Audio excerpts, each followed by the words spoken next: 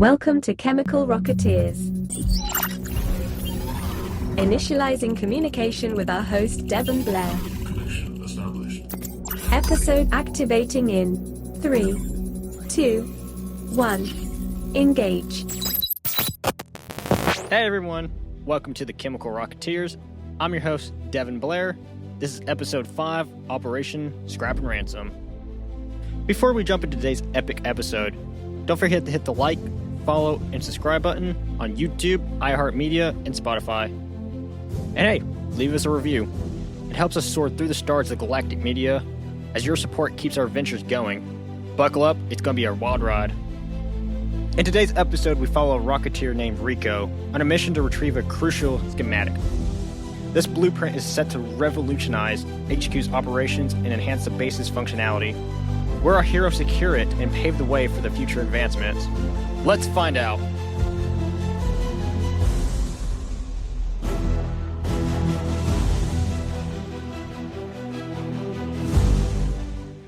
As Rico was eating in the cafeteria, the intercom announced that he is needed to report to R&D for briefing.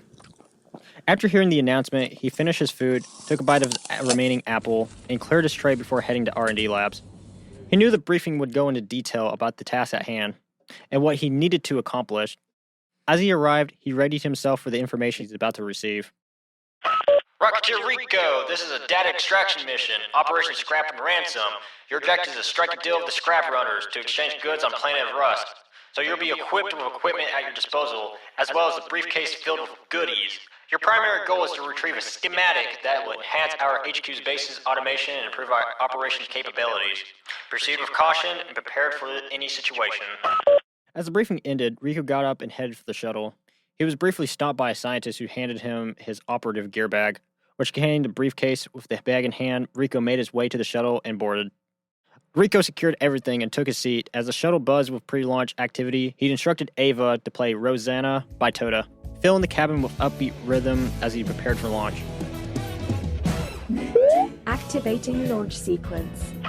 3, 2, 1. Prepare for takeoff. The shuttle roared to life, soared into space.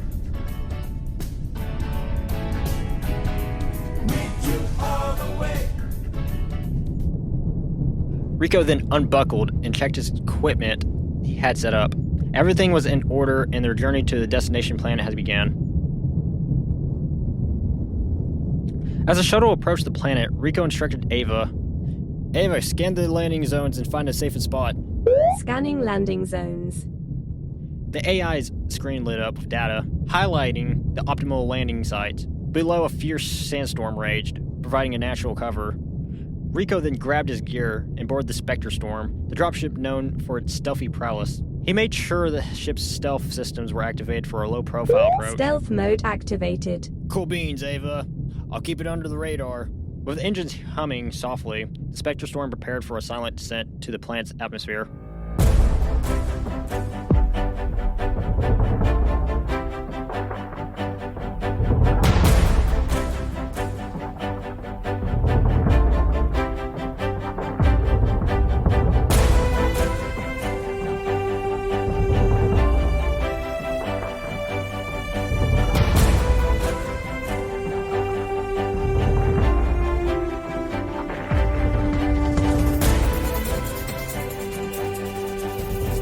As the Spectre Storm flew low across the planet's surface, keeping a low profile, Rico spotted a safe landing area and made his approach. Once the dropship touched down, he set Ava to defensive mode to protect the ship. This way, Ava could quickly pick him up if needed, or defend against hijacking attempts, while Rico went off to strike a deal with the scrap runners. Rico grabbed his gear and jumped off the dropship, giving his equipment a quick check. Alright, let's see what we got here. He unzipped his duffel bag and reviewed his haul. A briefcase of the goods, his trusty handgun, a ready-for-action knife, and a few selector grenades, and all the essentials for his mission. Sweet, everything's locked and loaded, and radio comms are all set. Radio on. This is Rico, just landed smoothly to the Spectre Storm, call sign is Blair Strike. Do you copy HQ? Over. Roger that, Blair Strike. What's your status? Over.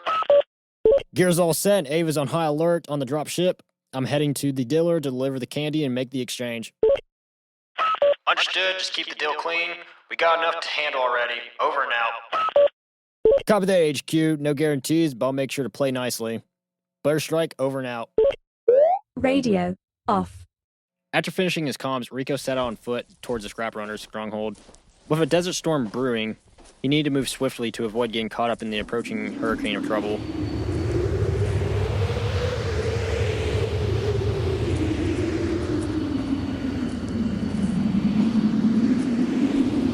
As Rico tracked through the desert, fatigue and hunger set in. He spotted a cluster of cactus and used his knife to extract some juice, which surprisingly tasted like a blend of lemonade and Kool-Aid, giving him a much-needed boost. But his relief was short-lived. The roar of heavily modified dune buggies soon filled the air.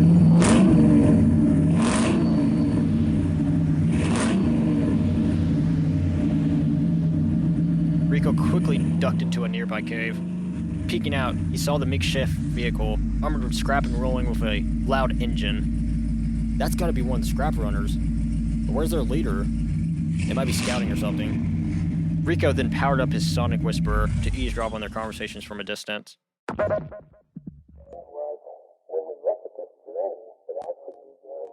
As Rico continued eavesdropping, he learned that the scrappers were searching for an escapee, and were furious about someone using their cactus supply. They threatened to capture anyone they found and strap them to their car as a trophy. As the desert storm intensified, shrouding everything in mist, the scrappers roared to life and spread off into the swirling chaos.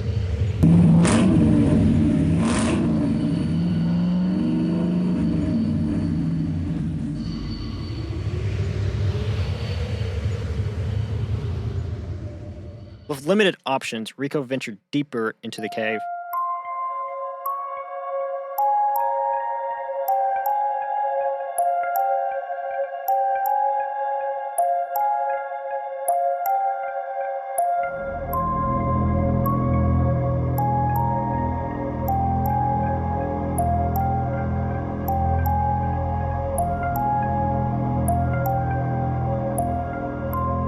As Rico pushed deeper into the cave, a blood-curdling scream shattered the darkness.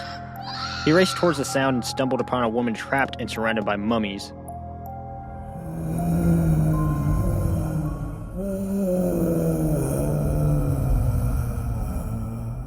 Without hesitation, Rico sprang into action.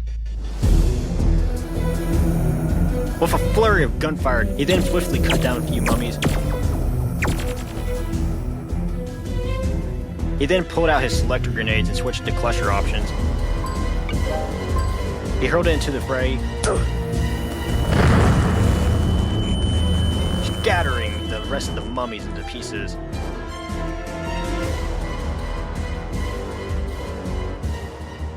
As the cave fell silent, Rico turned to the woman, ready to assist her. Rico checked the woman's injuries and treated her with his first aid kit. They really did a number on you, didn't they? His bioscanner showed only scrapes and bruises.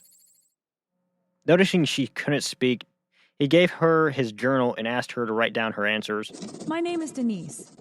I was captured by a group dressed in scrap and rags. Sounds like the Scrap Runners. I came across them recently. I used their cactus supply to deal with my fatigues and overheard they were looking for an escapee. Why did they capture you? I was captured while trying to save my village. In captivity, I learned their horrific plan.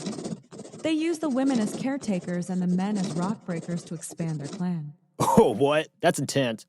They won't get to you without getting through me. Trust me, sweetheart. I'm a Rocketeer operative on this mission. Details are classified. But I need to find their leader to make an exchange. Oh, you're talking about the Scrap Lord. He's the one who organized the entire clan. I can show you the way to their stronghold if you promise to free the others in my village. All right, guide me. I'll make sure you're safe and find a way to free the others. Denise then nods, and Rico helps her out. Handing her a stick for support, together they set off towards the secret passage to the Scrap Runner's stronghold.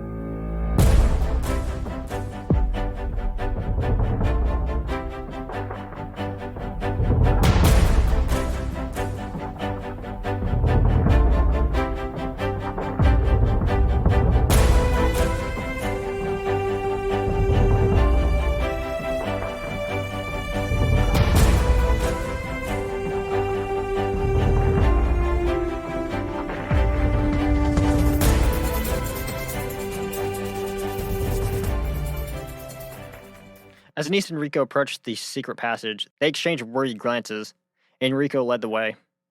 Soon they stumbled upon a chilling scene. Mummies and giant spiders were locked in combat.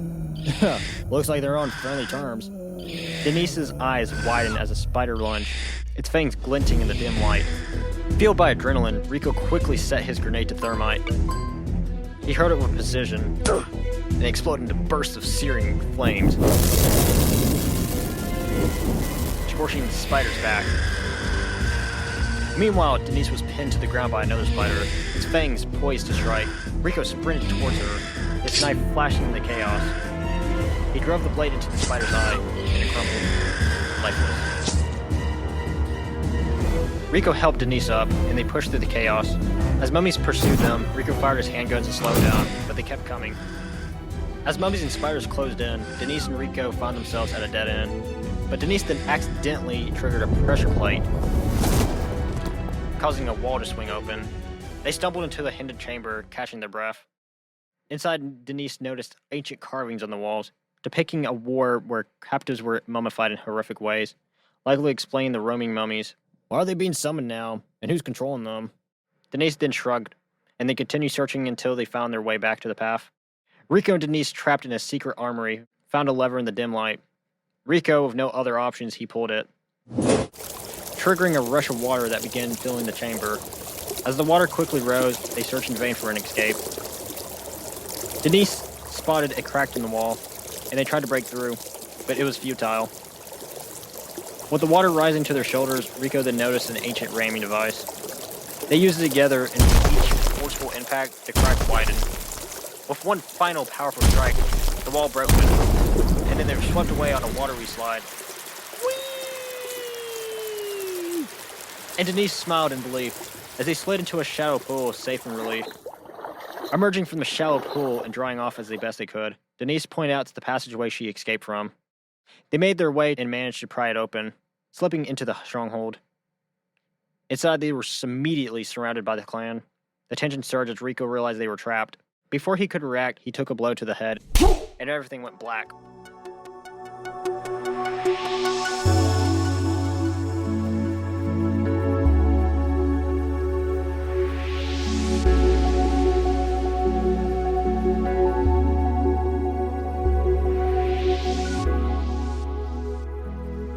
Rico jotted awake, water splashing in his face, blinking against the harsh light. He found himself facing Scrap Lord, seated at the table and clearly prepared for interrogation. As they spoke, Scrap Lord's eyes narrowed with recognition. Rico's frustration surged as he saw Denise beaten and the other captives locked in their cells. But he remained calm. Stripped to his basics and tied to a chair, he noticed his belongings, including a briefcase in a nearby room. The Scrap Lord's minions brought in the briefcase. His voice dropped to a threatening growl. If my men can't open this case, we'll start torturing the captives and you'll be the last. So enjoy the show. With a dramatic flourish, Scrap Lord slammed the briefcase onto the table, his minions closing in, their eyes fixed on Rico as the tension mounted. As you wish. Ava, activate liftoff. Activating launch. Quickly, he covered his eyes. The briefcase beeped, and then erupted into a blinding flashbang. Money burst into the air, raining down on the stunned minions. Rico tore free from his restraints and grabbed 2 machine guns from the now wrecked briefcase. He quickly locked and loaded the weapons, adrenaline surging as he prepared for the onslaught. Rico unleashed a storm of bullets, cutting through the runners on both sides, and forcing the rest to dive for cover. Still disoriented from the flashbang, he ducked and weaved, firing wildly and using the swirling cash as cover. As he ran out of ammo, he spotted his gear in the distance and saw the minions starting to recover and regroup. Using a disorientated runner as a human shield, Rico sprinted towards his equipment, bullets whizzing past him as he crashed into the room, slammed the door shut, and braced for the next round. Suited up and ready, Rico swiftly gathered his gear as the runners closed in. He activated a hologram of himself, projecting a dancing disco monkey. That brought him just enough time to grab his stuff and make a getaway. Scrap Lord's voice boomed through the chaos. The real target is here. As the runners unleashed a hail of gunfire, Rico moved through the chaos with effortless agility. He sprinted along the walls, firing his handguns with heart-stopping precision.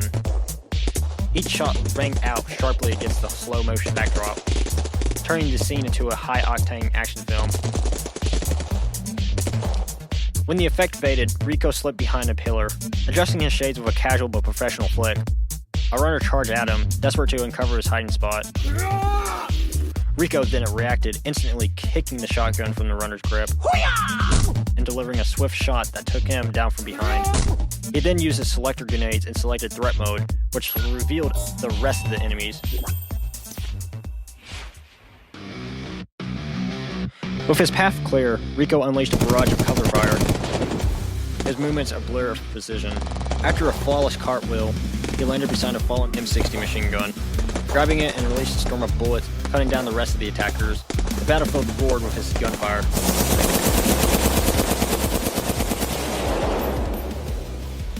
Staying tall amidst the wreckage, Rico fired his M60 into the air.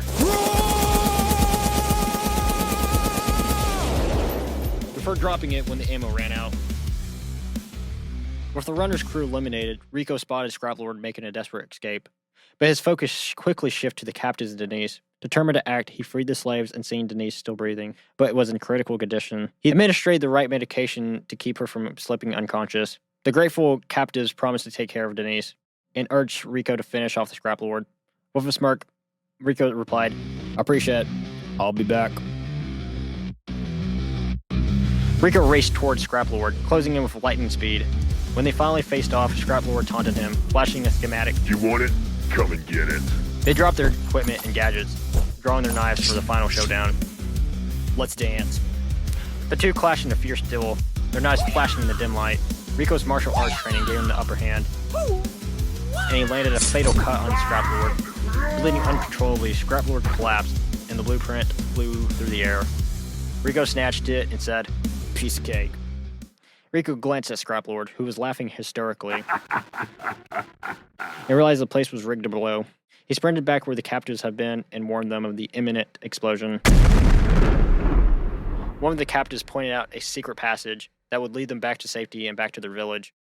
They then moved swiftly through the stronghold, with the captives carrying Denise. Rico was about to follow them when he saw the explosion had blocked the tunnel with debris.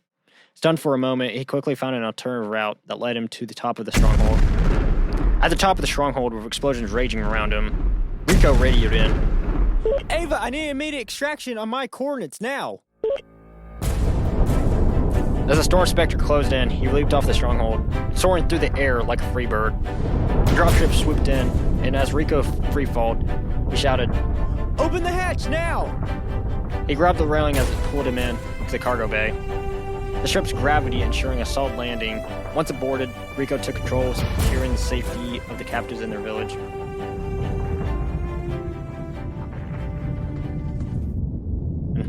After Rico flew over the area searching for the village, he finally spotted it. He carefully scanned the surroundings until he discovered the end of the tunnel, where survivors were emerging and heading towards this village. Initially, they mistook the dropship for an enemy. As Rico moved closer, their fear turned to joy when they recognized their hero. The crowd erupted in cheers, overjoyed to see him. As for Denise, severely bruised and near death, she shed the tears of happiness upon seeing Rico. After ensuring the survivors were safely home, Rico returned to his shuttle and headed back to base, content and fulfilled.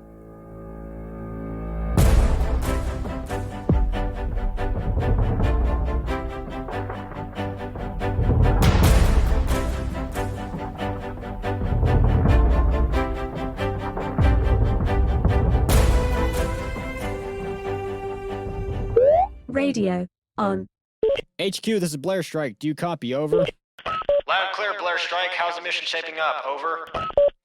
Got the blueprint in hand and handled a few hiccups on the way. Everything's under control. Over.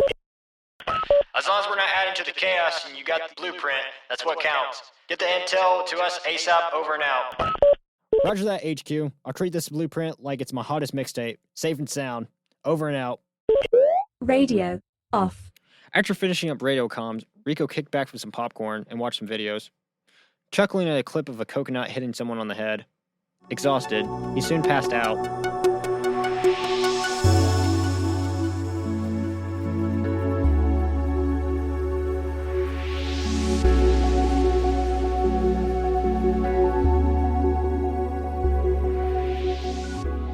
He was was awake by an alarm signaling that HQ's planet was nearby.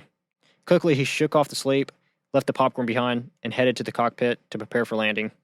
After a flawless landing, Rico stepped out of his shuttle, entering a sense of achievement. At the R&D labs, the team greeted him with handshakes and heartfelt thanks. He flashed a warm smile, exchanged farewells, and headed to the barracks to store his gear.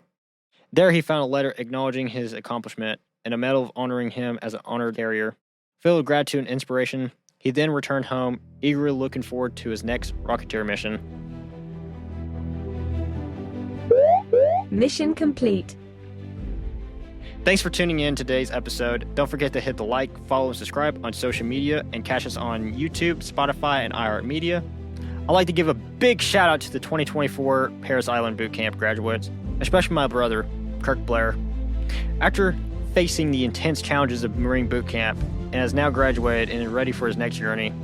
As they say, once a Marine, always a Marine. A heartfelt thank you to who served, have served, or is preparing to serve. Your dedication means the world to us. Thank you for your service. And as for that, this is your operative reporter, Devin Blair, signing off. Episode deactivating in 3, 2, 1. Disengage.